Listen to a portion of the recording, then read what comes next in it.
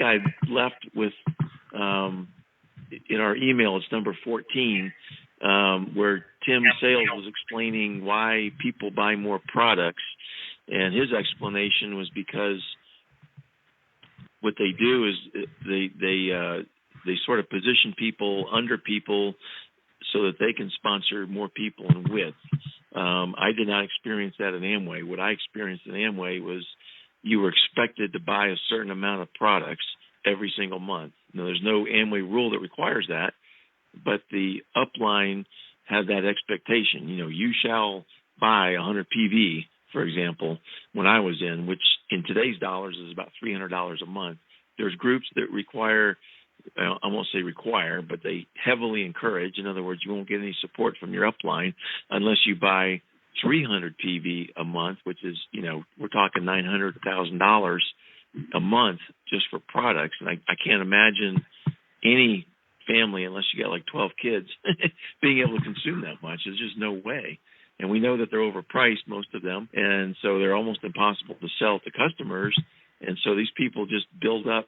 It's called getting garage qualified. In other words, you got products stacking up in your garage that are just extra inventory that, your use rate is not nearly as much as you're buying every month, and it just stacks up somewhere, closets, garage, wherever.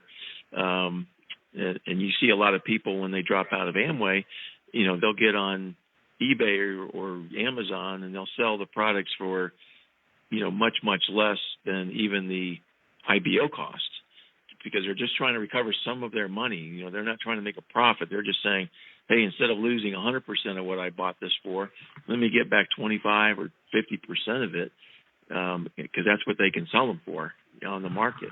And so, I don't think Tim is correct here. And I have to say that my primary experience is with Amway, and maybe this happens more with other MLMs. But Glenn, did you have any comment on that point?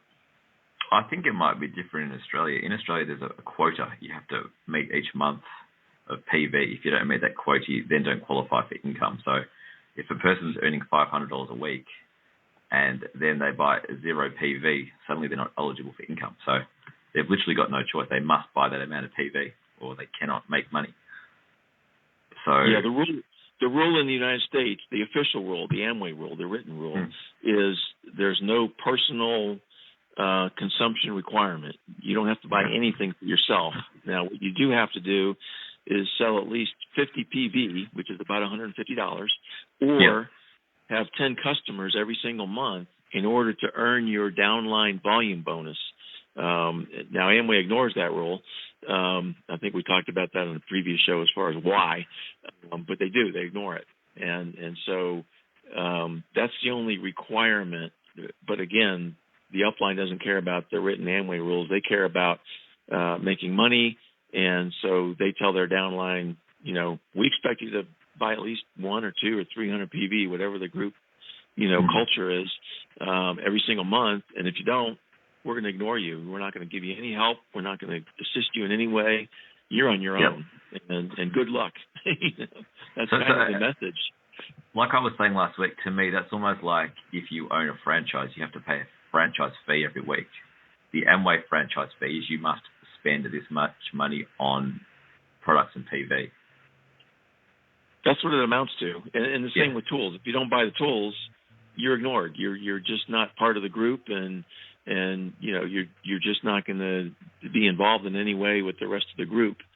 And it kind of makes sense from the standpoint that the upline doesn't want to sort of pollute the group with somebody that's not buying enough products or isn't buying enough tools, because then the rest of the group will go, well, if they don't have to do it, why should I have to do it? And that's why they, keep them out as far as associating with the rest of the group. I'll tell you what their business model is kind of similar to. So the Amway model is that you can own your own business for a very, very small fee. And people think that, I pay this small fee, then I own my business forever. I own it outright. What they don't understand is this ongoing franchise sort of costs, like you must spend this much money on products. It's a very similar business model to what they've done with printers and ink. What a lot of the companies will do now, they'll give a big office a free printer, but they can only have that free printer if they buy a certain amount of ink. And what they do right. is they make the ink very, very, very expensive. So sure, they're getting a free printer, but over a 2, 3, 4 year period, they're spending far more money buying this expensive ink for the free printer than what they would have spent in the old days buying the expensive printer worth thousands of dollars. Yeah, that's a good analogy. Yeah, that's a really good analogy. And a lot of businesses do that. They'll give a really sweet deal to begin, and then they'll make it worse and worse and worse and hope people won't read the fine print. And then once the deal starts to get worse, it's too late. Right, and that's exactly how Amway and other MLM scams work. They make it look very attractive up front.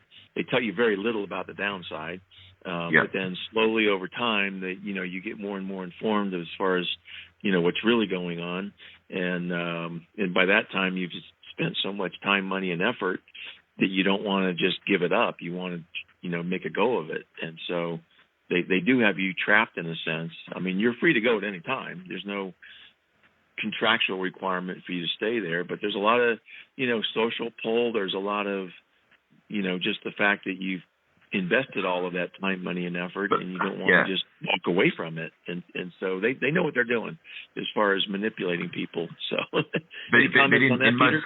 Yeah, go ahead. So you go. Nope, I'm okay. You guys keep going.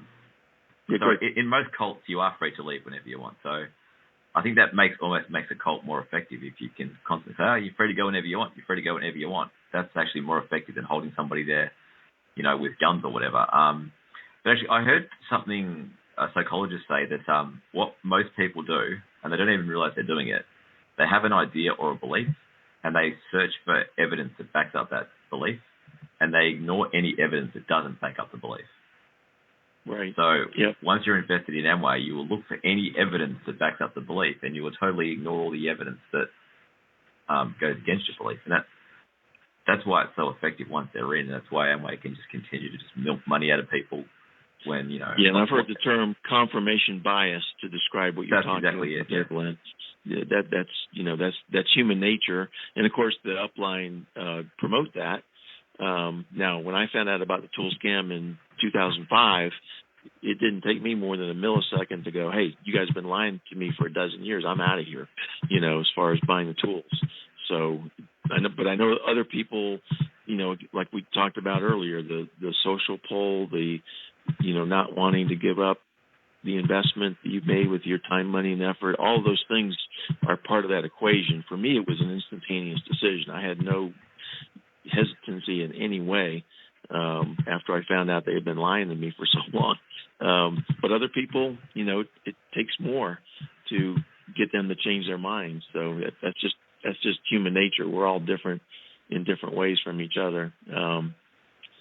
So there's another statement that Tim Sales made as far as getting to the direct level, which is now called platinum. He said you had to have a certain number of customers, which is absolutely untrue. It's based on the number of legs and the volume in each one of those legs, and that's right out of the Amway book. So I don't know where he's coming from, but he was actually referring specifically to Amway in that part of the video, and he's just absolutely wrong. In fact, when you get to the platinum, which used to be called the direct level, that's when you don't have to have customers anymore. So it's just crazy, that Tim Sales is coming out as an expert, and he has no idea what he's talking about, particularly when he's, talking about Amway, because I know. Really different. I think he knows what he's saying is incorrect. I think he does too. Not. No, I think he knows what he's saying too. I think he's just trying to, buffalo as many people as he can.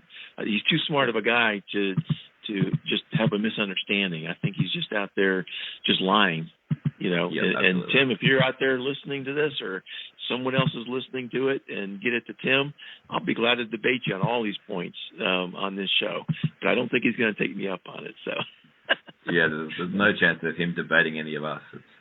You want to debate him, you've got to softball the guy and you've got to give him exactly what he wants. Yep.